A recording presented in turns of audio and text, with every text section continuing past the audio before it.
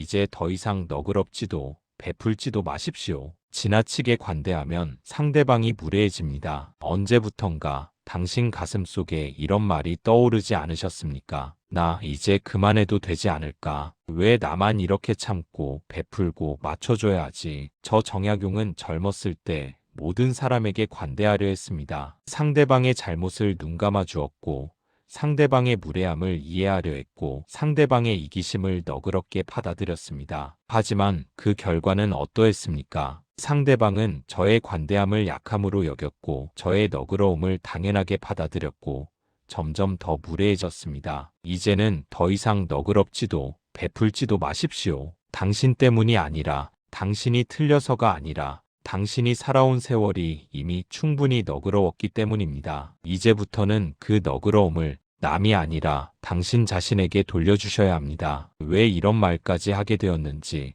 왜 우리가 어느 시점에서부터는 베풀기를 멈춰야 하는지 이야기를 조금 더 천천히 풀어보겠습니다. 인간이라는 존재는 이상하게도 자신을 찬양하는 사람보다 자신을 경멸하는 사람에게 더 신경을 씁니다. 자신에게 잘해주는 사람보다 자신을 무시하는 사람에게 더 집착합니다. 이것이 인간의 본성입니다. 아무리 안타깝더라도 이것이 현실입니다. 그렇기 때문에 여러분이 누군가에게 끝없이 베풀고 끝없이 너그러우면 상대방은 그것을 소중하게 여기기보다 당연하게 여기게 됩니다. 오히려 여러분을 가볍게 대하게 됩니다. 오늘 제가 드리는 말씀은 어쩌면 여러분이 평생 들어왔던 가르침과는 정반대일 수 있습니다. 어른이라면 너그러워야 한다. 가진 자는 베풀어야 한다. 우서르는 아랫사람에게 관대해야 한다. 우리는 이런 말들을 귀에 못이 박히도록 들으며 살아왔습니다. 그리고 그 말들을 지키려고 애쓰다가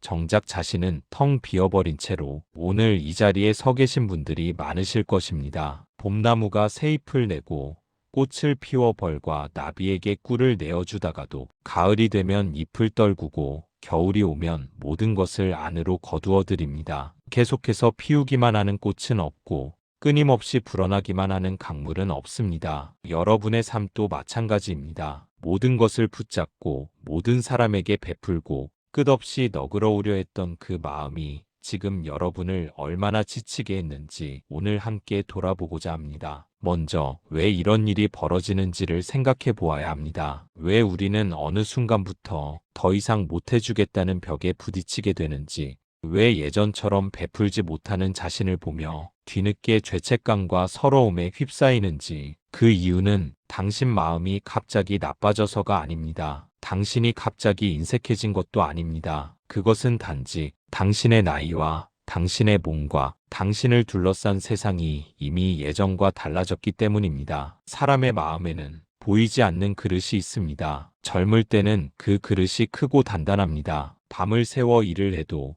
누군가를 위해 돈을 써도 몸이 조금 힘들어도 다시 일어설 힘이 있습니다. 그래서 자식에게, 형제에게, 친구에게 많이 주고도 더 줄 수 있는 줄 압니다. 그러나 세월이 흘러 50을 지나고 60, 70에 접어들면 그 그릇의 크기가 바뀝니다. 밖으로 보기에는 옛날과 비슷해 보일지 몰라도 안쪽은 조금씩 금이 가고 한 번 채운 물이 예전만큼 오래 담겨 있지 못합니다. 젊을 때처럼 베풀려고 하면 당신의 몸이 먼저 아파오고 당신의 마음이 먼저 지쳐버립니다. 이것은 마음이 좁아져서가 아닙니다. 그릇이 작아진 것도 아닙니다. 단지 이제는 그 그릇 안에 당신 자신을 위한 자리도 함께 만들어야 할 때가 온 것입니다. 또 하나의 이유는 우리 마음속 깊은 곳에 자리 잡은 기대와 비교, 죄책감 때문입니다. 부모라면 이 정도는 해야지. 형이라면, 언니라면 동생들 챙겨야지. 할머니, 할아버지면 손주들 봐주는 건 당연한 거 아니야? 이런 말들을 우리는 어릴 때부터 귀에 못이 박히도록 들으며 자랐습니다. 그래서 나이 들어서도 조금만 덜 도와주면, 조금만 내 사정을 먼저 생각하면 곧바로 죄인처럼 마음이 무너져 내립니다. 내가 너무 이기적인가? 내가 부모 자격이 없는가? 내가 못된 형제인가? 그러나 저는 강진의 외로운 방에서 수많은 밤을 앓으며 한 가지를 분명히 알게 되었습니다. 관계에는 분명 책임이 있지만 그 책임은 어디까지나 사람이 감당할 수 있는 선에서의 책임일 뿐이라는 사실입니다. 사람이 스스로를 완전히 다 태워버리면서까지 누군가를 책임져야 하는 법은 없습니다. 내가 무너지면 나를 의지하던 사람들도 함께 무너집니다. 끝까지 책임져야 한다는 말이 언뜻 보기에는 의롭고 멋있게 들리지만 사실은 그 말이 만들어 놓은 그늘에서 수많은 이들이 조용히 병들어가고 있습니다. 이것은 개인의 잘못이 아닙니다. 당신 탓이 아닙니다. 시대가 그러했습니다. 여러분이 젊었을 때 나라는 부유하지 않았고 복지라는 제도도 노후라는 생각도 지금처럼 준비되어 있지 않았습니다. 그래서 많은 가정에서 부모가 자신의 노후를 희생해서 자식 공부를 시키고 결혼을 돕고 집을 마련해 주었습니다. 그때는 그것 말고는 자식을 살릴 다른 길이 없었습니다. 그러나 시간이 흘러 이제는 구조가 바뀌었습니다. 평균 수명은 늘어났고 노후를 보내야 할 시간은 옛날보다 훨씬 길어졌습니다. 예전에는 60을 살면 노인이라 했지만 지금은 60을 훌쩍 넘어 7순, 8순, 9순까지도 삽니다. 이제는 오히려 묻게 됩니다. 내가 나 자신을 돌보지 않으면 누가 대신 내 남은 20년, 30년을 책임져 줄 것인가? 국가도 자식도 형제도 당신 인생의 구체적인 하루하루까지 모두 대신 살아줄 수는 없습니다. 그러니 이제는 물러서야 합니다. 이제는 더 이상 너그럽지도 베풀지도 말아야 합니다. 여기서 말하는 그만 베풀라는 뜻은 다시는 아무에게도 도와주지 말고 문을 걸어 잠그라는 이야기가 아닙니다. 그 뜻은 내 삶을 갉아먹으면서까지 베풀지 말라는 것입니다. 내 하늘이 무너질 정도로 참고 너그럽지 말라는 것입니다. 당신이 지금까지 그렇게 살아오신 것은 당신의 잘못이 아니라 당신 세대가 떠안았던 시대의 짐 때문입니다. 이제 그 시대가 저물었습니다. 이제부터는 당신 자신에게도 공평해야 할 때입니다. 심리적인 측면에서도 이유는 분명합니다. 나이가 들면서 우리는 점점 더 많은 것을 잃어갑니다. 건강을 잃고, 친구를 잃고, 때로는 배우자를 먼저 보내기도 하고,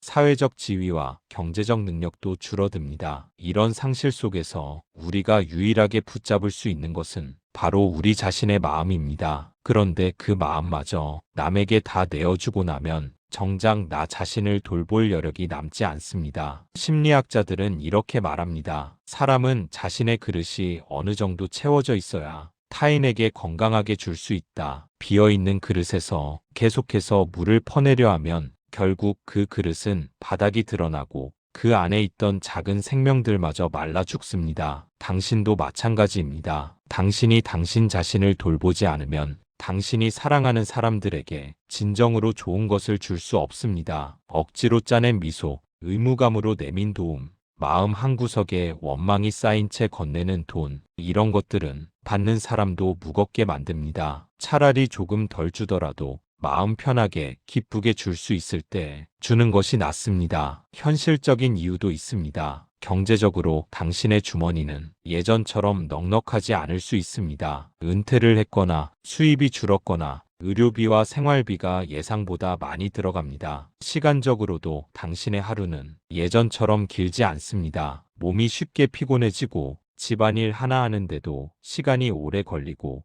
병원 다니는 일만 해도 하루가 금방 갑니다. 건강 역시 예전 같지 않습니다. 허리가 아프고 무릎이 시리고 밤에 잠을 설치고 약을 챙겨 먹어야 하는 날들이 늘어납니다. 이런 상황에서 누군가를 돌보고 베풀고 참으라는 것은 현실적으로 불가능한 요구입니다. 그런데도 우리는 스스로에게 그 불가능을 요구하며 스스로를 채찍질합니다. 그래도 나는 부모니까, 그래도 나는 형이니까, 그래도 나는 할머니니까 이런 생각들이 당신을 병들게 합니다. 이제는 인정해야 합니다. 나는 이미 충분히 했다. 나는 이제 더 이상 그렇게 할 수 없다. 그것은 내 잘못이 아니라 현실이 그렇다. 이 인정이 당신을 자유롭게 할 것입니다. 사회 구조의 변화도 중요한 이유입니다. 옛날에는 대가족이 한 집에 살며 서로 돕고 의지했습니다. 아이는 할머니가 돌보고 할머니는 며느리가 모시고 형제들은 같은 마을에 살며 수시로 오가며 도왔습니다. 하지만 지금은 가족이 뿔뿔이 흩어져 삽니다. 자식은 서울에, 부모는 지방에,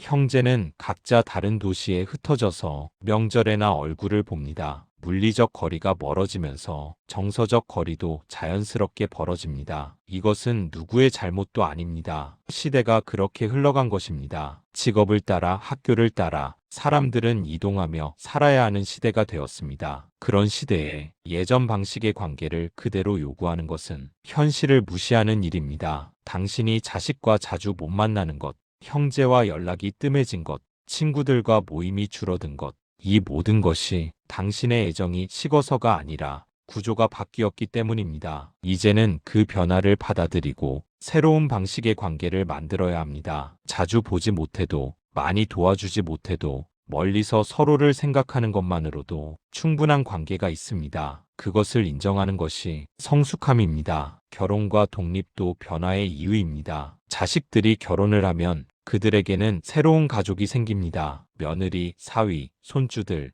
그들이 이제 자식의 중심이 됩니다. 이것은 자연스러운 일입니다. 슬퍼할 일이 아닙니다. 나무가 가지를 뻗어 새 잎을 내듯 자식도 자신의 가정을 꾸리며 새로운 삶을 시작합니다. 그때 부모는 조용히 한 발 물러서야 합니다. 계속 자식의 삶 한가운데 서려 하면 자식도 힘들고 당신도 상처받습니다. 이제는 조력자가 아니라 관찰자로서 멀리서 지켜보는 사람으로서 자리를 옮겨야 할 때입니다. 형제 관계도 마찬가지입니다. 어릴 때는 한 이불을 덮고 자랐지만 이제는 각자의 가정이 있고 각자의 경제적 형편이 있고 각자의 인생 과제가 있습니다. 그 과제를 서로 대신 짊어질 수는 없습니다. 형이라고 해서 동생의 모든 빚을 떠안을 수는 없고 동생이라고 해서 형의 노후를 책임질 수는 없습니다. 각자가 자기 몫을 감당해야 합니다. 도움은 가능한 범위 안에서만 주고받을 수 있는 것입니다. 그 범위를 넘어서는 순간 도움이 아니라 짐이 됩니다. 이 모든 이유들을 종합해보면 결국 하나의 결론에 도달합니다. 이제는 더 이상 너그럽지도 베풀지도 말아야 한다. 이것은 포기가 아니라 현실을 받아들이는 용기입니다. 이것은 냉정함이 아니라 자신과 타인 모두를 지키는 지혜입니다. 우리가 더 고통을 겪는 이유는 현실의 무게보다도 우리 마음속에 깊이 박힌 오해와 고정관념 때문입니다. 엄마라면, 아빠라면 끝까지 자식을 위해 희생해야 한다. 형이라면, 누나라면 동생 부탁을 거절하면 안 된다. 친구라면 마지막까지 곁에 있어야 한다. 이 문장들 속에는 따뜻함도 있지만 숨은 독도 함께 들어 있습니다. 문제는 많은 분들이 이 말을 그대로 자기 가슴에다 칼처럼 꽂아 넣고 산다는 것입니다. 그래서 몸이 아파도 돈이 없어도 마음이 이미 무너져 있어도 끝까지 버티다가 마지막에는 스스로를 미워하게 됩니다. 왜 나는 저렇게 웃으면서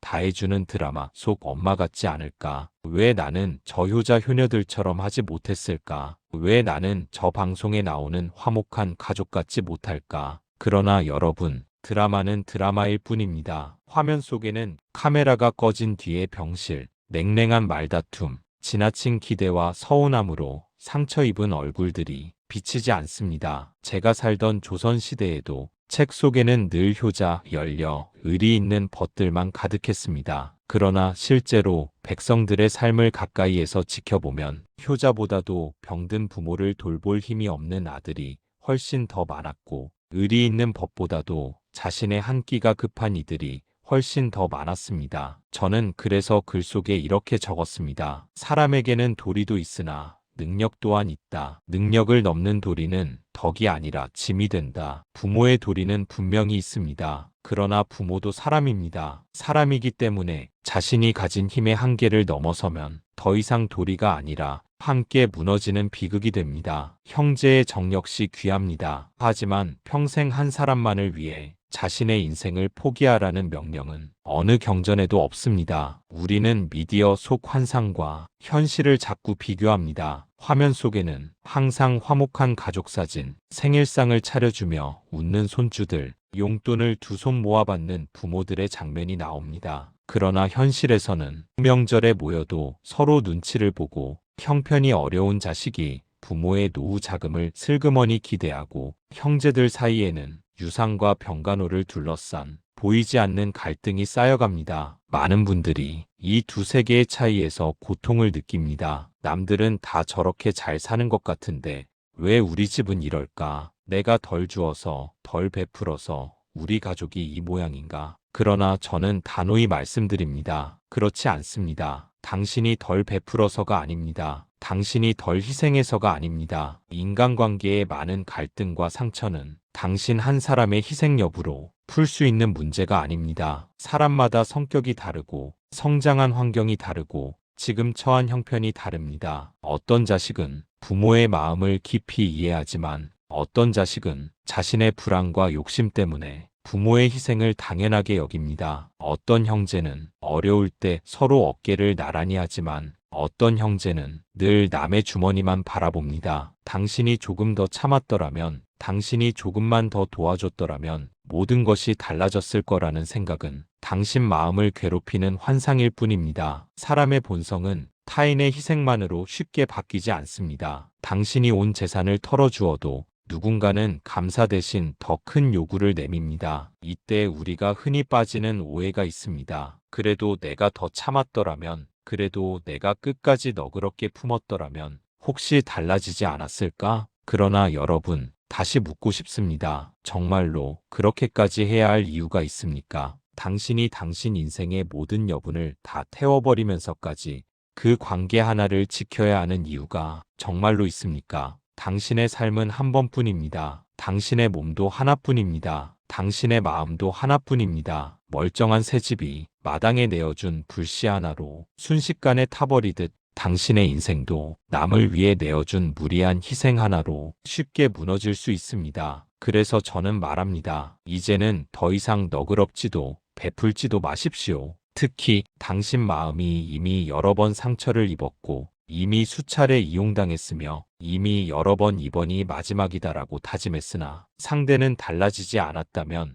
더 이상 당신을 탓하지 마십시오. 이제는 그만해도 됩니다. 그만한다 해서 부모의 도리가 사라지는 것이 아니고 형제의 정이 사라지는 것도 아닙니다. 다만 당신이 이제야 비로소 당신 자신을 사람 대우하기 시작하는 것뿐입니다. 우리는 언제부턴가 참는 것이 미덕이라는 말을 너무 깊이 받아들였습니다. 참으면 복이 온다. 참으면 언젠가 보답받는다. 참으면 가족이 화목해진다. 이런 말들을 믿으며 살아왔습니다. 그러나 현실은 그렇지 않습니다. 참기만 하면 상대는 당신의 참음을 당연하게 여기고 점점 더 많은 것을 요구합니다. 참기만 하면 당신의 속은 점점 썩어 들어가고 나중에는 분노와 원망만 남습니다. 참는 것이 미덕인 때도 있지만 참지 말아야 할 때도 분명히 있습니다. 이제는 구분해야 합니다. 언제 참아야 하고 언제 말해야 하고 언제 물러서야 하는지 그 구분을 할 수 있는 사람이 성숙한 사람입니다. 드라마 속에서는 끝까지 참고 견디던 주인공이 마지막에 큰 행복을 얻습니다. 하지만 현실은 그렇게 드라마틱하지 않습니다. 끝까지 참았는데도 아무것도 달라지지 않는 경우가 대부분입니다. 오히려 당신만 병들고 당신만 지치고 당신만 외로워집니다. 그러니 이제는 드라마 속 주인공이 되려 하지 마십시오. 당신은 당신의 인생을 사는 사람입니다. 드라마 대본이 아니라 현실이라는 무대 위에서 하루하루를 버티며 살아가는 사람입니다. 그 현실 속에서는 때로는 단호하게 선을 긋는 것이 오히려 모두를 위한 길입니다. 이 정도면 됐다고 말할 수 있어야 합니다. 더 이상은 못해준다고 말할 수 있어야 합니다. 이제는 내 삶을 살겠다고 선언할 수 있어야 합니다. 그것이 이기심이 아니라 정직함입니다. 거짓된 희생으로 관계를 이어가는 것보다 솔직하게 한계를 인정하는 것이 훨씬 더 건강한 관계를 만듭니다. 또 하나 우리가 빠지는 오해는 내가 베풀지 않으면 나는 나쁜 사람이라는 생각입니다. 아니, 그렇지 않습니다. 베풀지 않는다고 해서 당신이 나쁜 사람이 되는 것이 아닙니다. 당신은 이미 충분히 베풀었습니다. 젊은 시절 당신은 자식을 키우느라 밤을 새웠고 형제를 돕느라 당신 것을 아꼈고 부모를 모시느라 당신 삶을 뒤로 밀었습니다. 그것만으로도 충분합니다. 이제 더 이상 베풀지 않는 것은 당신이 못된 사람이 되는 것이 아니라 당신이 현명한 사람이 되는 것입니다. 자신의 한계를 아는 사람, 자신을 지킬 줄 아는 사람, 무리한 요구에 안 된다고 말할 수 있는 사람, 이런 사람이 진짜 성숙한 사람입니다. 우리가 또 하나 잊지 말아야 할 것은 당신이 무너지면 당신을 의지하던 사람들도 함께 무너진다는 사실입니다. 당신이 건강해야 자식들이 안심하고 자기 삶을 살 수 있습니다. 당신이 경제적으로 안정되어야 형제들에게 짐이 되지 않습니다. 당신이 마음의 평화를 유지해야 주변 사람들도 편안해집니다. 그러니 당신 자신을 돌보는 것은 이기적인 선택이 아니라 오히려 모두를 위한 선택입니다. 당신이 당신을 지켜야 다른 사람들도 지킬 수 있습니다. 그렇다면 우리는 어떻게 해야 할까요? 대답은 간단합니다. 개입하지 않는 것입니다. 남이 차마 귀로 듣기 어려운 말을 하더라도, 전혀 이치에 맞지 않는 행동을 하더라도 개입할 필요가 없습니다. 단지 그 사람이 서투른 연극을 하고 있다는 것을 알고 있으면 됩니다. 그것으로 충분합니다. 여러분의 에너지를 그런 사람에게 쏟지 마십시오. 여러분의 마음을 그런 상황에 낭비하지 마십시오. 이 세상에서 진리나 교훈을 전하려는 사람이 자신의 임무를 완수하는 것은 매우 드문 일입니다. 대부분의 경우 오해와 푸대접을 받거나 저항과 비난에 시달리게 됩니다. 자신의 의견을 남에게 납득시키려 할 때는 열을 올리지 마십시오. 끝까지 진실하고 냉정하게 말하십시오. 자기 의견을 말하면서 열을 올리면 듣는 사람은 그것을 지성에서 나온 판단이 아니라 감정에서 나온 고집으로 여깁니다. 그러면 더욱 납득하려 들지 않습니다. 설득은 열정이 아니라 침착함에서 나옵니다. 그리고 때로는 설득을 포기하는 것이 가장 현명한 선택일 수도 있습니다. 이제 그만 내려놓으셔도 됩니다. 더 이상 너그럽지 않아도 됩니다. 더 이상 베풀지 않아도 됩니다. 이것은 냉정해지라는 말이 아닙니다. 이기적으로 살라는 말은 더더욱 아닙니다. 이것은 여러분 자신을 지키라는 말입니다. 텅 빈 마음으로 억지로 베풀다가 결국 모두를 잃는 것보다 먼저 자신의 샘을 채우고 진정으로 넘치는 것만 나누라는 말입니다. 이 이야기가 불편하게 느껴지신다면 그것은 여러분이 평생 좋은 사람이 되려고 애써왔다는 증거입니다. 하지만 좋은 사람이 되려다가 텅 빈 사람이 되어버린다면 그것이 과연 진정으로 좋은 것인지 한번 생각해 보시기 바랍니다. 오늘의 이야기가 여러분의 마음에 작은 쉼표가 되기를 바랍니다. 사람의 본성은 변하지 않습니다. 이것은 제가 오랜 세월 사람을 관찰하고 역사를 공부하고 무엇보다 제 자신의 경험을 통해 얻은 결론입니다. 로마의 옛 격언에 이런 말이 있다고 합니다. 천성은 아무리 쫓아내도 바로 되돌아온다. 우리 조선에도 비슷한 말이 있지요. 3살 버릇 80까지 간다. 하지만 저는 이보다 더 나아가 말씀드리고 싶습니다. 3살 버릇이 80까지 가는 것이 아니라 태어날 때의 성격을 무덤까지 가지고 간다고 말입니다. 이 말이 냉정하게 들리실 수 있습니다. 하지만 이것을 받아들이는 순간 여러분은 오히려 자유로워질 수 있습니다. 왜냐하면 그동안 여러분이 얼마나 헛된 노력을 해왔는지를 깨닫게 되기 때문입니다. 여러분은 상대방을 바꾸려고 얼마나 많은 시간을 쓰셨습니까? 상대방이 변하기를 기대하며 얼마나 많은 실망을 하셨습니까? 상대방을 위해 베풀면 언젠가는 그 마음을 알아줄 것이라 믿으며 얼마나 오래 기다리셨습니까? 한번 절교한 사랑과 화해하는 것은 대개의 경우 실수입니다. 이 말이 너무 단호하게 들리실 수 있습니다. 하지만 생각해 보십시오. 그 사랑과 왜 절교하셨습니까? 그것은 단순한 오해나 사소한 다툼 때문이 아니었을 것입니다. 그 사람의 본성, 그 사람의 근본적인 태도, 그 사람이 여러분을 대하는 방식에 문제가 있었기 때문일 것입니다. 그런데 그 본성이 바뀌었을 가능성이 얼마나 될까요? 사람의 성격은 바뀌지 않습니다. 같은 상황이 오면 같은 행동을 반복합니다. 그때 가서 그럴 줄 몰랐다 말해봤자 이미 늦습니다. 배신자라고 비난해봤자 소용없습니다. 왜냐하면 그 사람은 처음부터 그런 사람이었기 때문입니다. 사람은 이해관계가 바뀌면 태도가 달라집니다. 이것은 냉정한 현실입니다. 여러분이 힘이 있을 때, 여러분이 줄 것이 있을 때, 여러분이 쓸모가 있을 때 주변에 있던 사람들을 생각해 보십시오. 그들 중 얼마나 많은 사람이 여러분이 힘을 잃었을 때도 곁에 남아 있었습니까? 여러분이 더 이상 줄 것이 없을 때도 여러분을 찾아왔습니까? 여러분이 도움이 필요할 때 기꺼이 손을 내밀어 주었습니까? 이런 말씀을 드리는 것이 세상을 너무 차갑게 보는 것처럼 느껴지실 수 있습니다. 하지만 저는 오히려 이것이 따뜻한 시선이라고 생각합니다. 왜냐하면 사람의 본성을 있는 그대로 받아들일 때 우리는 불필요한 기대를 하지 않게 되고 불필요한 상처를 받지 않게 되기 때문입니다. 광물학자가 광물의 특성을 분류하듯이 우리도 주변 사람들의 성격을 있는 그대로 파악해 둘 필요가 있습니다. 그 사람이 어떤 사람인지를 알면 그에 맞게 대할 수 있습니다. 기대하지 않아야 할 사람에게 기대하지 않고 믿지 말아야 할 사람을 믿지 않을 수 있습니다. 이것은 사람을 불신하라는 말이 아닙니다. 사람을 있는 그대로 보라는 말입니다. 누군가를 다시 받아들일 때는 그 사람과 헤어졌던 이유를 함께 기억하면서 받아들이라는 말입니다. 그래야 같은 상처를 반복하지 않습니다. 그래야 여러분의 마음을 지킬 수 있습니다. 저는 이제 여러분께 솔직하게 말씀드리겠습니다. 남의 잘못을 고치는 것은 거의 불가능한 일입니다. 여러분이 아무리 좋은 의도로 충고해도, 아무리 진심으로 걱정해도 상대방이 바뀔 가능성은 극히 낮습니다. 남의 생각이나 의견을 반박하는 것은 더더욱 소용없습니다. 아무리 논리적으로 설명해도, 아무리 증거를 대어도 상대방은 자신의 생각을 바꾸지 않습니다. 구약 성서에 나오는 인물처럼 969년을 살아도 그 목적을 달성할 수 없을 것입니다. 비밀을 고백하면 비밀의 노예가 됩니다. 이것은 제가 젊었을 때 알았더라면 좋았을 교훈입니다. 개인적인 비밀은 깊이 숨겨두어야 합니다. 아무리 친한 친구에게도 객관적인 자기 모습만 보여주는 것이 좋습니다. 왜냐하면 아무리 친한 친구라 하더라도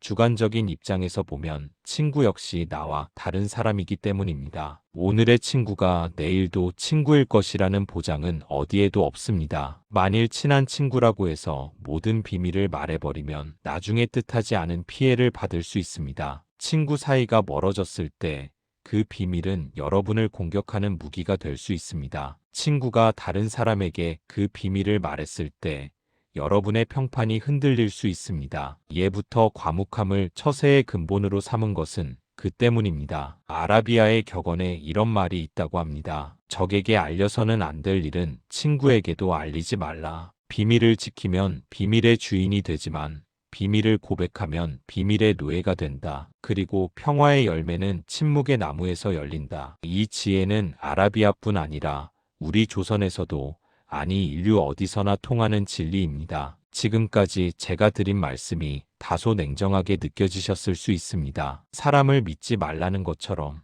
누구에게도 마음을 열지 말라는 것처럼 들리셨을 수도 있습니다. 하지만 그것은 제 의도가 아닙니다. 저는 여러분이 상처받지 않기를 바라는 것입니다. 여러분이 헛된 기대로 스스로를 지치게 하지 않기를 바라는 것입니다. 여러분이 진정으로 소중한 사람에게 진정한 마음을 줄 수 있도록 불필요한 곳에 마음을 낭비하지 않기를 바라는 것입니다. 이제 우리가 흔히 하는 오해와 그로 인한 고통에 대해 이야기해 보겠습니다. 여러분은 아마 이런 말들을 들으며 자라셨을 것입니다. 부모라면 자식을 위해 모든 것을 희생해야 한다. 자식이라면 부모에게 효도해야 한다. 형제라면 우애가 있어야 한다. 친구라면 어려울 때 서로 도와야 한다. 이런 말들은 틀린 것이 아닙니다. 하지만 이런 말들이 의무가 되고 강박이 될 때 우리는 고통받기 시작합니다. 부모라면 반드시 자식을 위해 모든 것을 희생해야 합니까? 자신의 건강을 해치면서까지,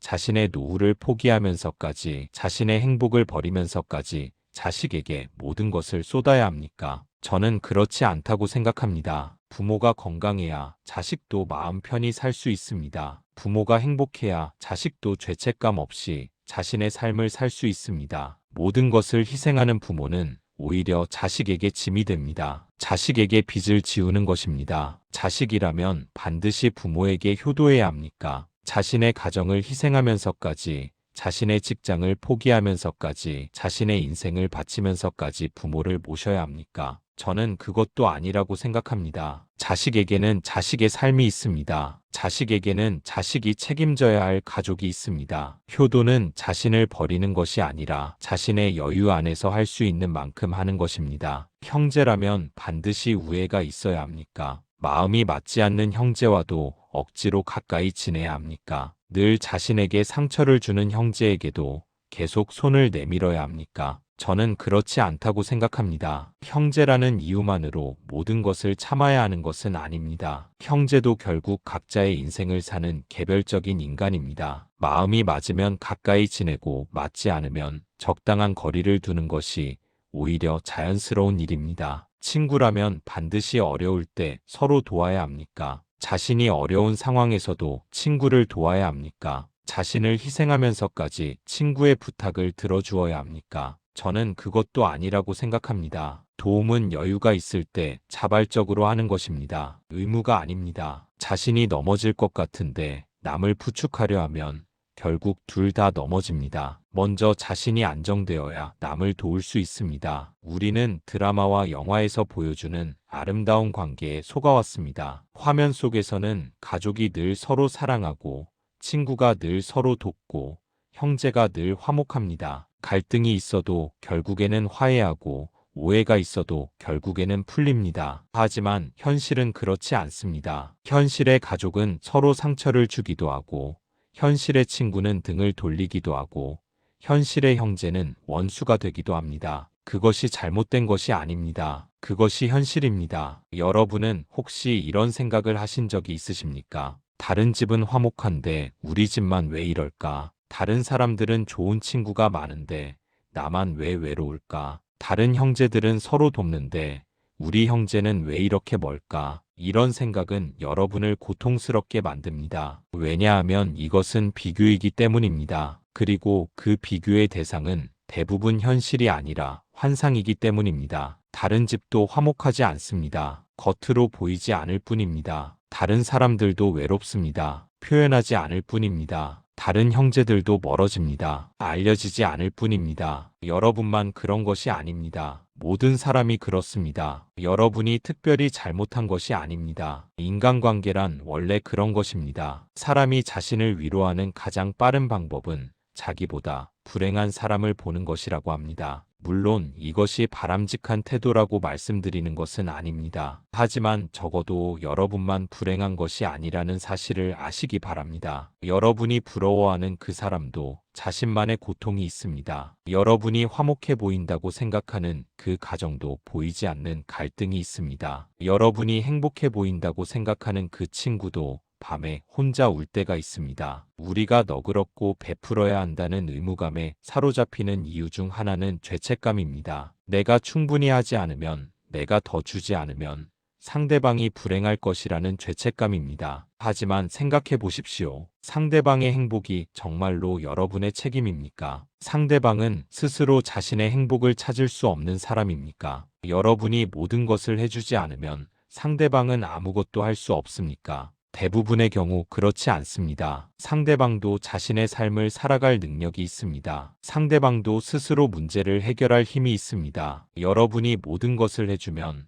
오히려 상대방의 그런 능력이 퇴화합니다. 여러분의 도움 없이는 아무것도 못하는 사람이 되어버립니다. 그것이 진정으로 상대방을 위하는 것일까요? 후회는 자신을 고문하는 것입니다. 지나간 일에 대해 내가 더 잘했어야 했는데, 내가 더 베풀었어야 했는데, 내가 더 참았어야 했는데 하고 후회하는 것은 아무런 소용이 없습니다. 과거는 바꿀 수 없습니다. 그때 여러분이 할 수 있는 만큼 했다면 그것으로 충분합니다. 그때 여러분의 상황에서 최선이었다면 그것으로 된 것입니다. 지금 와서 후회하는 것은 지금의 여러분을 괴롭힐 뿐입니다. 이제 보다 성숙한 관점에 대해 이야기해 보겠습니다. 지금까지 저는 너그럽지 말라, 베풀지 말라고 말씀드렸습니다. 하지만 이것은 냉정한 사람이 되라는 뜻이 아닙니다. 이기적인 사람이 되라는 뜻은 더더욱 아닙니다. 이것은 너그러움과 베풀에 대한 새로운 관점을 가지라는 뜻입니다. 진정한 너그러움은 자신을 희생하는 것이 아닙니다. 진정한 너그러움은 자신이 충분히 채워진 상태에서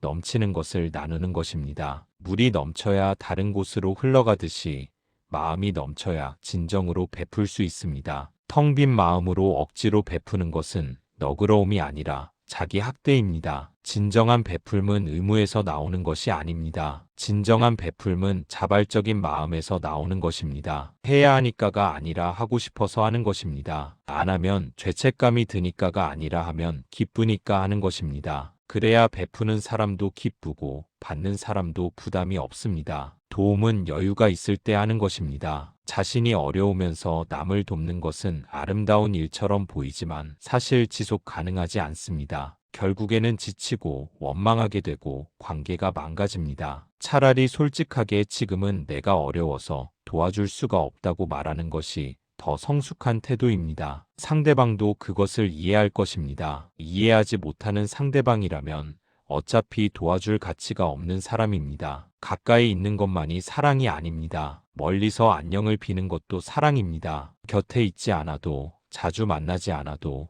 상대방의 행복을 바라는 마음은 사랑입니다. 그것을 표현하지 않아도, 상대방이 모르더라도 그 마음 자체가 사랑입니다. 우리는 사랑을 너무 복잡하게 생각합니다. 사랑은 희생해야 하고, 함께 있어야 하고, 늘 표현해야 하고, 하지만 사랑은 그보다 단순합니다. 상대방이 잘 되기를 바라는 마음, 그것이 사랑입니다. 기대를 줄이는 것이 성숙함입니다. 상대방이 내 마음을 알아주기를 기대하지 마십시오. 상대방이 내가 베푼 만큼 돌려주기를 기대하지 마십시오. 상대방이 변하기를 기대하지 마십시오. 기대가 줄어들면 실망도 줄어듭니다. 실망이 줄어들면 상처도 줄어듭니다. 상처가 줄어들면 관계가 오히려 편안해집니다. 의무감을 내려놓는 것도 성숙함입니다. 해야 하니까가 아니라 하고 싶을 때 하는 것입니다. 안 하면 안 되니까가 아니라 해도 되고 안 해도 되는 상태에서 선택하는 것입니다. 그래야 진정한 자유가 있습니다. 그래야 하는 일이 기쁨이 됩니다. 집착을 놓아버리는 것도 성숙함입니다. 이 관계를 반드시 유지해야 한다. 이 사람을 반드시 붙잡아야 한다. 이것을 반드시 이루어야 한다는 집착이 우리를 고통스럽게 합니다. 되면 좋고 안 되면 어쩔 수 없다고 생각하면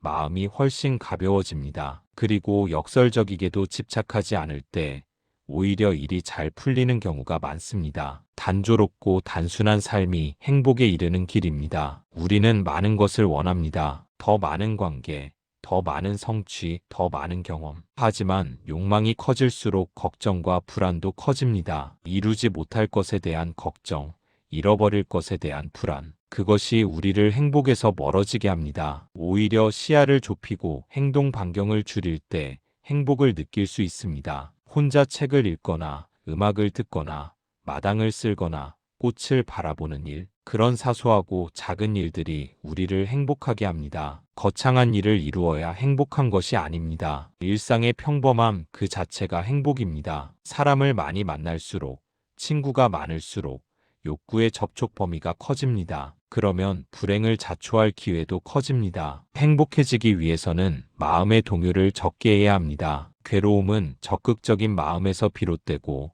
행복은 소극적인 마음에서 나옵니다. 예술가들이 행복을 묘사할 때 무엇을 그리는지 생각해 보십시오. 한적한 시골의 자연 풍경, 외로움과 고요함. 그들은 단조로움과 단순함이 행복의 기본 조건이라는 것을 알고 있습니다. 결국 인간의 행복과 불행은 마음먹기에 달렸습니다. 단순하고 단조로운 삶을 견딜 수 있는 사람이 진정으로 행복할 수 있습니다. 건강한 거지가 병든 왕보다 더 행복합니다. 이 말은 행복이 외부 조건에 달린 것이 아니라 내면의 상태에 달렸다는 뜻입니다. 건강하면 행복합니다. 몸이 아프지 않으면 그것만으로도 감사할 일입니다. 행복의 90%는 건강에 달려 있습니다. 우리는 건강할 때 건강의 소중함을 느끼지 못합니다. 아프고 나서야 비로소 깨닫습니다. 그러니 지금 건강하다면 그것만으로도 충분히 행복한 것입니다. 인간은 고통은 느끼지만 고통이 없다는 것은 느끼지 못합니다. 걱정은 하지만 걱정이 없다는 것은 느끼지 못합니다. 두려움은 느끼지만 안전은 느끼지 못합니다. 우리는 부정적인 것에 민감하고 긍정적인 것에는 둔감합니다. 그래서 늘 불행하다고 느낍니다. 하지만 가만히 생각해보면 지금 이 순간 아프지 않고 걱정이 없고 안전하다면 그것이 바로 행복인 것입니다. 행복은 과거의 기억으로만 존재한다는 말이 있습니다. 지금 행복할 때는 행복한 줄 모르고 지나고 나서야 그때가 행복했구나 하고 깨닫습니다. 그렇다면 지금 이 순간도 나중에 돌아보면 행복한 시간일 수 있습니다. 그러니 지금 이 순간을 소중히 여기십시오. 지금 이 순간의 평범함이 바로 행복입니다. 고통스러운 경험은 역설적으로 행복을 느끼게 해줍니다. 아파본 사람이 건강의 소중함을 압니다. 잃어본 사람이 가진 것의 소중함을 압니다. 구속당해본 사람이 자유의 소중함을 압니다. 우리가 싫어하고 피해왔던 불행들이 사실은 행복을 느끼기 위해 필요한 조건일 수도 있습니다. 사람들은 어린 시절을 인생에서 가장 행복한 시기로 여기고 노년기는 쇠퇴의 시기로 봅니다. 하지만 저는 그렇게 생각하지 않습니다. 청년기에는 격동과 감동이 있지만 그로 인해 기쁨보다 고통이 더 많습니다. 반면 노년기에는 격렬한 감동은 가라앉지만 모든 것이 명상적인 색채를 띠며 다가옵니다. 노년기에는 인식이 자유롭기 때문입니다. 인식 그 자체에는 고통이 없습니다. 노년이 되어 향락을 누릴 기회가 적어졌다고 슬퍼할 필요가 없습니다. 왜냐하면 향락과 고통은 같은 성질이기 때문입니다. 향락은 소극적이고 고통은 적극적이라는 차이밖에 없습니다. 그것을 이해하면 향락에 집착할 이유가 없어집니다. 오히려 고요하고 평온한 상태가 진정한 행복임을 알게 됩니다. 지금까지 제가 드린 말씀을 정리해 보겠습니다. 첫째, 사람의 본성은 변하지 않습니다. 그것을 받아들이십시오. 상대방을 바꾸려는 헛된 노력을 그만두십시오. 상대방이 어떤 사람인지 파악하고 그에 맞게 대하십시오. 기대하지 않아야 할 사람에게 기대하지 마십시오. 둘째, 지나친 너그러움은 상대방을 무례하게 만듭니다. 억지로 베푸는 것은 자신을 지치게 할 뿐입니다. 자신의 샘이 마르면 누구도 도울 수 없습니다. 먼저 자신을 채우고 넘치는 것만 나누십시오. 셋째, 관계에 대한 의무감을 내려놓으십시오. 부모니까, 자식이니까, 형제니까, 친구니까 반드시 이래야 한다는 생각을 버리십시오. 관계는 의무가 아니라 선택입니다. 하고 싶을 때, 할 수 있을 때 하면 됩니다. 넷째, 비밀은 지키십시오. 아무리 친한 사이라도 모든 것을 보여줄 필요는 없습니다. 과묵함이 지혜입니다. 평화의 열매는 침묵의 나무에서 열립니다. 다섯째, 단순하고 단조로운 삶을 받아들이십시오. 많은 관계, 많은 활동, 많은 욕망이 행복을 가져다 주지 않습니다. 오히려 마음의 동요를 적게 하는 것이 행복에 이르는 길입니다. 여섯째, 건강을 지키십시오. 행복의 대부분은 건강에 달려 있습니다. 건강하다면 그것만으로도 감사할 일입니다. 일곱째, 후회하지 마십시오. 과거는 바꿀 수 없습니다. 그때 할 수 있는 만큼 했다면 그것으로 충분합니다. 후회는 자신을 고문하는 것일 뿐입니다. 여덟째, 멀리서 안녕을 비는 것도 사랑입니다. 곁에 있지 않아도, 자주 만나지 않아도 상대방의 행복을 바라는 마음 자체가 사랑입니다. 가까이 있는 것만이 사랑이 아닙니다. 이 말씀들이 여러분을 냉정한 사람으로 만들려는 것이 아님을 다시 한번 강조드립니다. 이것은 여러분을 지키려는 것입니다. 텅 빈 마음으로 억지로 베풀다가 모두를 잃는 것보다 자신을 먼저 지키고 진정으로 넘치는 것을 나누는 것이 더 지혜로운 일입니다. 세상은 여러분에게 많은 것을 요구합니다. 너그러워야 한다. 베풀어야 한다. 참아야 한다. 희생해야 한다. 하지만 그 요구를 모두 들어주다가 정작 여러분 자신이 무너지면 누가 여러분을 구해주겠습니까? 아무도 없습니다. 결국 여러분을 지킬 수 있는 것은 여러분 자신뿐입니다. 그러니 이제 그만 내려놓으십시오. 더 이상 모든 사람에게 너그러우려 하지 마십시오. 더 이상 모든 사람에게 베풀려 하지 마십시오. 자신을 먼저 돌보십시오. 자신의 건강, 자신의 마음, 자신의 행복을 먼저 챙기십시오. 그것이 이기적인 것이 아닙니다. 그것이 지혜로운 것입니다. 강물은 억지로 흐르지 않습니다. 물이 있으면 흐르고 없으면 멈춥니다. 나무는 억지로 열매를 맺지 않습니다. 때가 되면 열매를 맺고 때가 아니면 기다립니다. 자연은 자신을 억지로 소진하지 않습니다. 우리도 그래야 합니다. 계절이 바뀌듯이 인간관계도 바뀝니다. 봄에 가까웠던 사람이 가을에는 멀어질 수 있습니다. 그것은 슬픈 일이 아니라 자연스러운 일입니다. 억지로 붙잡으려 하면 오히려 더 상처받습니다. 흘러가는 대로 두십시오. 멀어지는 사람은 멀어지게 두십시오. 대신 남아있는 사람, 다가오는 사람에게 마음을 쓰십시오. 밤하늘의 별은 멀리 있어도 빛납니다. 가까이 갈 수 없어도 우리에게 위로가 됩니다. 여러분과 멀어진 사람들도 그런 별과 같다고 생각하십시오. 멀리 있어도 그들의 안녕을 빌 수 있습니다. 가까이 있지 않아도 마음으로 연결되어 있을 수 있습니다. 그것으로 충분합니다. 씨앗은 때가 되면 싹이 트고 때가 아니면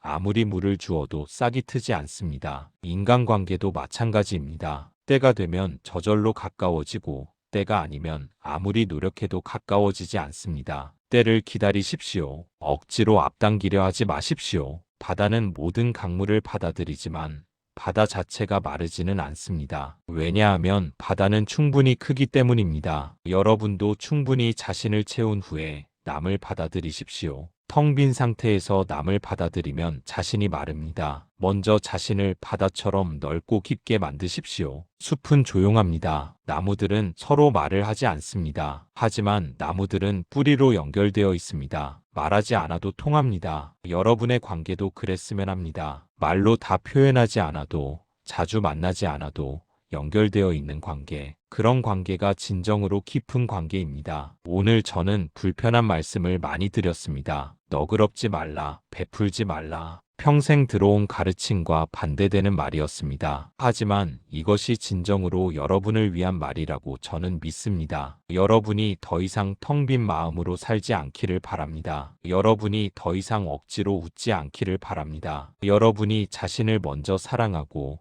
자신을 먼저 지키고 그래서 진정으로 충만한 삶을 사시기를 바랍니다. 지금 이 순간 여러분이 건강하고 편안하고 안전하다면 그것만으로도 여러분은 행복한 것입니다. 더 이상 아무것도 하지 않아도 됩니다. 더 이상 아무에게도 베풀지 않아도 됩니다. 지금 이대로 충분합니다. 자책하지 마십시오. 그동안 충분히 하셨습니다. 억지로 붙잡지 마십시오. 흘러가는 것은 흘러가게 두십시오. 자연스럽게 흘러가게 두십시오. 멀리서 안녕을 빌어주는 것만으로도 충분합니다. 강물은 바다로 흘러갑니다. 돌아오지 않습니다. 하지만 그 물은 다시 구름이 되고 비가 되어 돌아옵니다. 인연도 마찬가지입니다. 지금 멀어지는 인연이 언젠가 다른 형태로 돌아올 수도 있습니다. 그러니 미련을 가지지 마십시오. 가는 것은 보내고 오는 것은 받아들이십시오. 가을 산의 나뭇잎이 모두 떨어져도 나무는 죽지 않습니다. 겨울을 지나 봄이 오면 다시 새 잎이 돋아납니다. 지금 여러분 곁에서 떠나간 사람들로 인해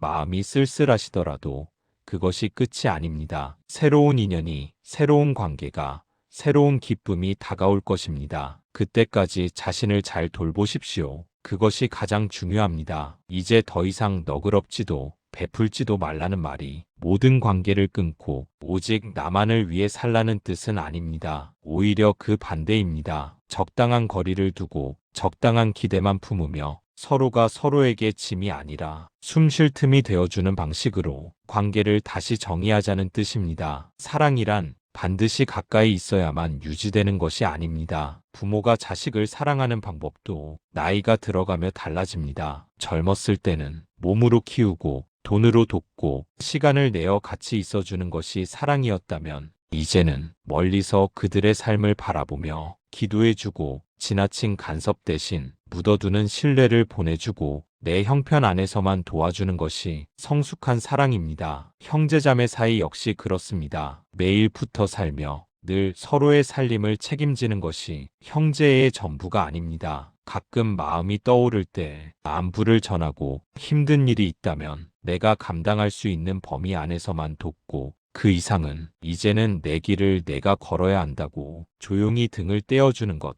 그것이 오히려 서로를 사람답게 대하는 길입니다. 제가 유배 중이었을 때 형님 약전은 흑산도에 저는 강진에 떨어져 있었습니다. 바다와 산이 가로막아 서로의 얼굴을 볼 수 없었지요. 저는 그때 알았습니다. 몸은 함께하지 못해도 재물은 내어주지 못해도 멀리에서 누군가의 안녕을 빌어주는 그 마음 또한 분명한 사랑의 한 종류라는 것을 부모와 자식, 형제와 형제, 벗과 벗 사이에서도 이와 같습니다. 꼭 옆에 있어야만 사랑이다라는 생각에서 조금 벗어나 보십시오. 이제는 멀리서 안녕을 빌어주는 사랑도 있습니다. 기대와 의무 대신 그저 서로의 존재를 인정해주는 사랑도 있습니다. 사람 사이의 거리가 언제나 한 뼘이어야만 하는 것은 아닙니다. 어떤 사이는 한 발자국 떨어져 있어야 꽃이 피고 어떤 사이는 산 하나 강 하나를 사이에 두어야 비로소 서로를 잃지 않습니다. 내가 할 수 없는 일로 자신을 탓하며 스스로를 갉아먹는 대신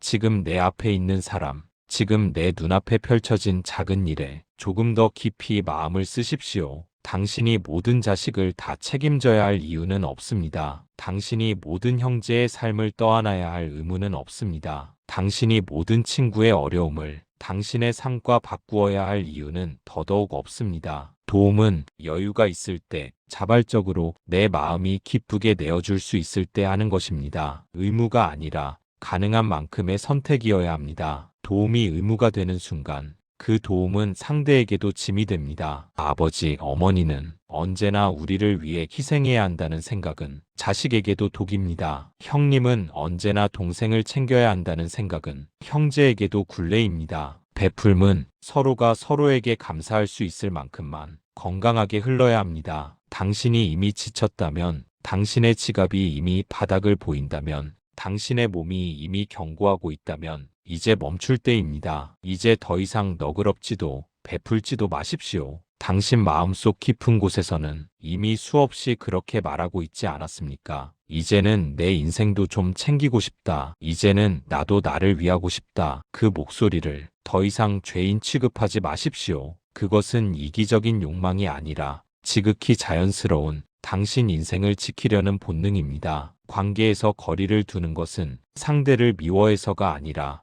나와 상대 둘 다를 지키기 위한 선택입니다. 물러날 때 물러나야 남은 정이 상처로 변하지 않습니다. 당신이 남은 생을 서운함과 원망 속에서 보내지 않으려면 지금 이 시점에서 당신 자신을 먼저 지켜야 합니다. 저는 강진에 있을 때 마을 아이들을 모아 글을 가르쳤습니다. 가난한 집 아이들이었지만 배움에 대한 열망만큼은 양반집 자제 못지않았습니다. 그 아이들을 보며 저는 이런 생각을 했습니다. 내가 이 아이들 모두를 책임질 수는 없다. 하지만 내가 할 수 있는 만큼, 지금 이 순간만큼은 최선을 다하리라. 그렇게 저는 제 힘이 닿는 범위 안에서만 도왔습니다. 어떤 아이는 끝까지 공부를 이어갔고, 어떤 아이는 중간에 그만두었습니다. 처음에는 그만둔 아이들이 안타까웠습니다. 내가 조금 더 도와줬더라면, 내가 조금 더 잘 가르쳤더라면 저 아이도 계속했을 텐데. 하지만 시간이 지나며 깨달았습니다. 사람마다 제 길이 있고 제 때가 있다는 것을, 내가 아무리 애를 써도 그 길을 대신 걸어줄 수는 없다는 것을. 그래서 이제는 떠나는 사람을 붙잡지 않습니다. 대신 이렇게 말합니다. 내가 가고 싶은 길이 있다면 가거라. 다만 어디에 있든 건강하기를 바란다. 이것이 진짜 사랑입니다. 붙잡는 것이 아니라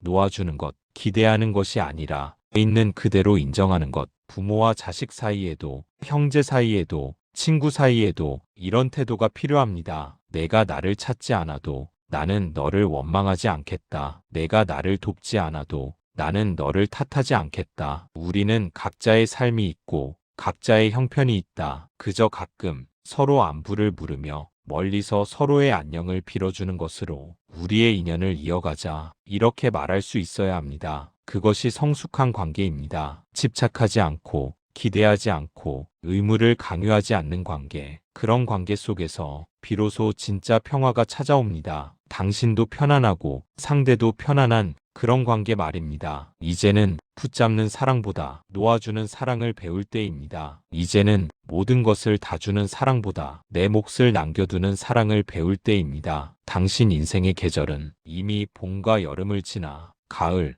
혹은 겨울 문턱에 서 있습니다. 봄나무는 하늘을 향해 끝없이 가지를 뻗어나가야 하지만 가을나무는 이제 가지를 거두고 열매를 맺은 뒤 불필요한 잎을 떨구어야 합니다. 그렇지 않으면 눈이 내리는 겨울을 버티지 못합니다. 당신도 마찬가지입니다. 이제는 해야 할 말을 삼키고 못 받은 사랑을 기다리며 스스로를 탓하는 시기를 지나 받지 못한 것은 그냥 두고 돌려받지 못한 것 역시 그냥 놓아두고 이제부터 받을 사랑을 당신 자신에게 주어야 합니다. 사람은 만났다가 헤어지고 가까웠다가 멀어지고 함께했다가 각자의 길을 가는 것이 자연의 이치입니다. 대신 지금 제 곁에 남아있는 사람들에게 조금 더 깊은 마음을 쓰기로 했습니다. 그것이 제가 배운 성숙한 관계 맺기였습니다. 여러분도 그러셔도 됩니다. 떠난 사람을 붙잡지 마십시오. 멀어진 사람을 원망하지 마십시오. 대신 지금 당신 곁에 남아있는 사람들,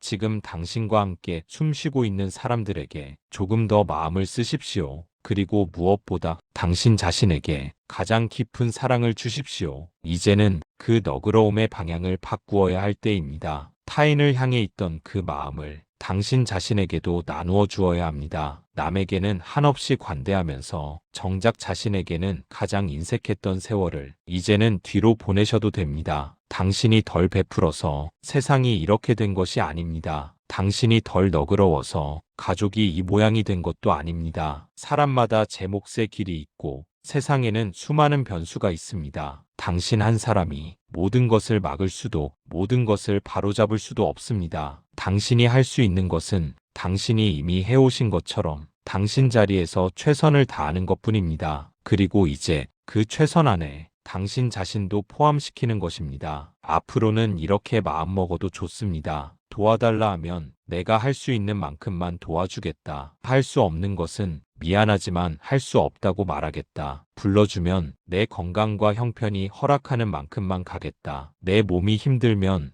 미안하지만 쉬어야 한다고 말하겠다. 내 마음이 견딜 수 없을 정도로 상처를 받을 때는 조용히 한 발 물러나겠다. 멀리서 안녕을 빌어주는 것으로 내 마음의 도리를 다했다고 여기겠다. 이것은 이기심이 아닙니다. 이것은 성숙함입니다. 관계에서 기대와 의무, 집착을 줄이는 것은 상대에 대한 애정이 식어서가 아니라 애정을 오래 지키기 위한 방법입니다. 너무 가까이 붙으면 서로의 순결만이 아니라 서로의 상처까지 들이마시게 됩니다. 그러나 적당한 거리에서는 서로를 더 잘 볼 수 있습니다. 서로의 형편을 더 정확히 이해할 수 있습니다. 서로를 향한 감사를 잃지 않게 됩니다. 밤하늘에 뜨는 별을 보십시오. 별들 사이에는 아득한 거리가 있습니다. 그러나 그 거리가 별빛을 흐리게 하지 않습니다. 오히려 그 거리가 있기에 우리는 각각의 별을 선명하게 볼 수 있습니다. 사람 사이도 그렇습니다. 서로의 인생이 겹쳐지는 부분이 있을 뿐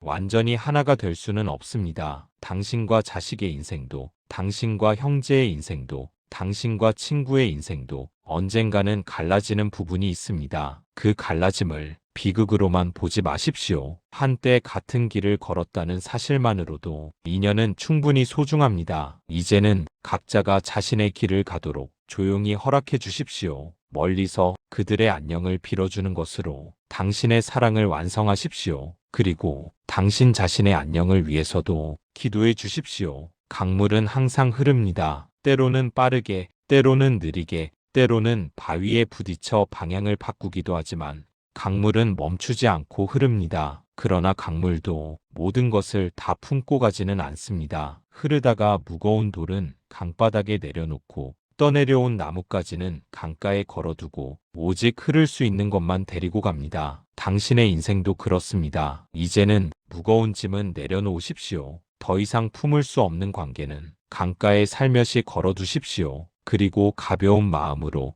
당신이 갈 수 있는 만큼만 흘러가십시오. 그것이 자연스러운 삶입니다. 억지로 모든 것을 다 끌어안고 가려다가 중간에 주저앉는 것보다 필요한 것만 간직하고 가볍게 끝까지 가는 것이 훨씬 더 아름다운 여정입니다. 오늘 밤 잠들기 전에 이렇게 한마디 읊조려 보십시오. 이제는 나에게 너그러워지겠다. 이제는 나를 위하여 남겨두겠다. 이제는 나도 나를 위해 살겠다. 당신은 이미 평생을 남을 위해 살아오신 분입니다. 이제 남은 시간만큼은 당신을 위하여 써도 됩니다. 아무도 당신을 탓하지 않을 것입니다. 당신 스스로만 용서하면 됩니다. 그 용서가 어려우시다면 제가 대신 말씀드리겠습니다. 당신은 잘못한 것이 없습니다. 당신은 이미 충분히 베풀었습니다. 이제는 쉬셔도 됩니다. 이제는 당신 자신을 돌보셔도 됩니다. 이제는 더 이상 너그럽지도 베풀지도 마십시오. 그것이 제가 오늘 당신께 전하고 싶었던 말입니다. 씨앗은 땅에 떨어져 우물 틔우고 줄기를 뻗고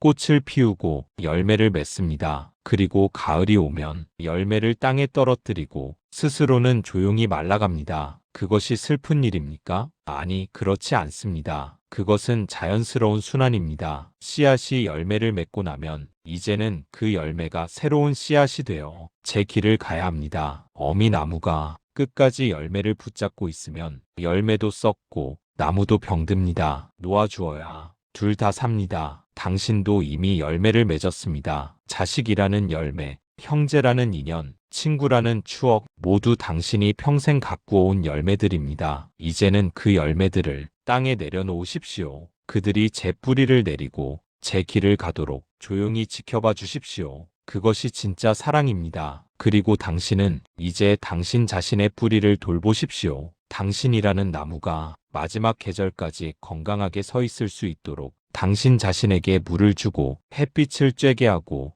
바람을 쐬게 하십시오. 그것이 당신이 이제 해야 할 일입니다. 오늘의 이야기는 여기까지입니다. 끝까지 함께 해주셔서 감사합니다. 이 말들이 당신 마음을 조금이나마 가볍게 해드렸다면 앞으로도 함께 걸어가 주십시오. 오늘의 이야기는 여기까지입니다. 긴 시간 함께 해주셔서 감사합니다. 이 영상이 마음에 드셨다면 좋아요와 구독을 부탁드립니다. 다음에도 여러분의 마음에 작은 쉼표가 될 이야기로 찾아뵙겠습니다. 안녕히 계십시오. 부디 평안하십시오.